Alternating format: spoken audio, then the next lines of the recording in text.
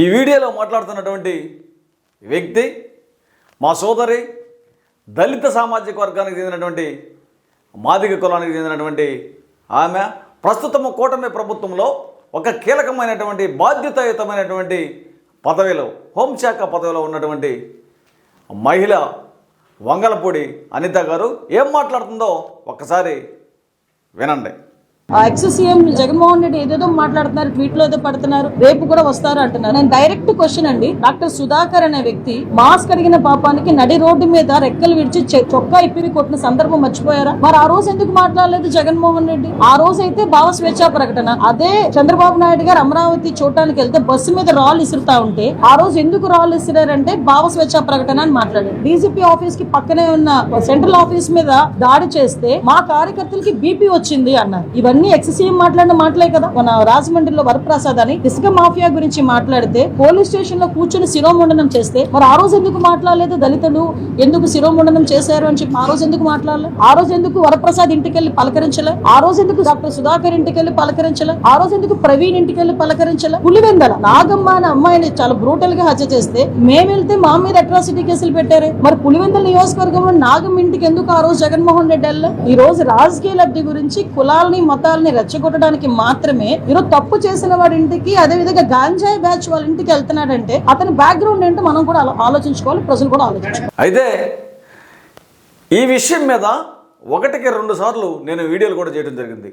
ఈ రాష్ట్రం అసలు ఎలా తగలబడిందంటే, ఒక పార్టీ అధికారంలోకి వస్తే రెడ్డి గారి పార్టీ, ఇంకొక పార్టీ అధికారంలోకి వస్తే కమ్మల పార్టీ. ఈ 2 పార్టీలు, ఈ 2 సామాజిక వర్గాలే ఈ రాష్ట్ర ప్రజలను పరిపాలిస్తూ ఉంటారు. మీరు గమనించండి, ఇది జగమెరిగినటువంటి సత్యమా కాదా? ప్రస్తుతము 2019 నుంచి 2024 దాకా మన రాష్ట్రంలో జగన్ ప్రభుత్వం అధికారంలో ఉంటే, అంటే రెడ్డి గారి ప్రభుత్వం, అక్కడ అప్పుడు ఈ రాష్ట్రంలో ఉన్నటువంటి దళిత గిరిజనుల మీద జరిగినటువంటి దాడుల విషయంలో అయితే డాక్టర్ సుధాకర్ బాబు కానీ, చీరాల మరి కిరణ్ కానీ, సుబ్రహ్మణ్యం కానీ, ఆ తర్వాత కడప నాగమ్మ కానీ, శిరోమండనం వరప్రసాద్ శిరోమండనం కానీ, తదితర మరి బేభత్సమైనటువంటి పెద్ద పెద్ద దాడులు, అంటే దళితుల మీద దాడులు, భయంకరమైనటువంటి మారణకాండలు జరిగినప్పుడు అప్పుడు ఆ సమయంలో ప్రతిపక్షంలో ఉన్నటువంటి పార్టీ టీడీపీ పార్టీ, కమ్మల పార్టీ, ఆ పార్టీలో ఉన్నటువంటి నాయకులు మా దళితుల మీద దాడులు జరిగినప్పుడు, మానభంగాలు జరిగినప్పుడు, మర్డర్లు జరిగినప్పుడు, దాడులు జరిగినప్పుడు వెళ్ళి పరామర్శించి మరి మాట్లాడి వస్తూ ఉంటారు. మళ్ళీ ఇప్పుడు 24లో ఈ రాష్ట్రంలో అధికారంలో టీడీపీ పార్టీ వస్తే ప్రతిపక్షంలో వైఎస్ఆర్సీపీ పార్టీ ఉంది. ఈ వైఎస్ఆర్సీపీ పార్టీ వాళ్ళు ఇప్పుడు తెలుగుదేశం పార్టీ అధికారంలో ఉన్నప్పుడు ఇదే రాష్ట్రంలో మళ్ళా దళితుల మీద దాడులు జరుగుతున్నప్పుడు వరుసగా జరుగుతున్నాయి.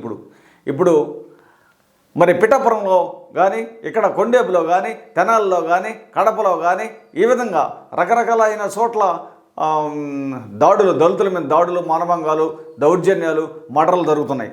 ఇలాంటి సందర్భంలో ఇప్పుడు ప్రతిపక్షంలో ఉన్నటువంటి రెడ్డి గారి పార్టీ వైఎస్ఆర్సీపీ పార్టీ వెళ్ళి వారిని పరామర్శించి ఓదార్చి వస్తూ ఉంటారు. ఇది జరుగుతున్నటువంటి సిచ్యువేషన్, పరిస్థితి ఈ రాష్ట్ర ప్రజలందరూ గమనించుకోవాలి. ఎందుకంటే ఈ పార్టీ అధికారంలోకి వస్తే వాళ్ళు పరామర్శిస్తారు, వాళ్ళ అధికారం ఉంటే వీళ్ళు పరామర్శిస్తారు. కానీ ఇక్కడ సామెత ఒకటి ఉంది, పొళ్ళు రాలగొట్టుకోవడానికి ఏ రాయైనా ఒకటే, ఎలికను పట్టడానికి ఏ పిల్లైనా ఒకటే. కాబట్టి ఏ పార్టీ అధికారంలోకి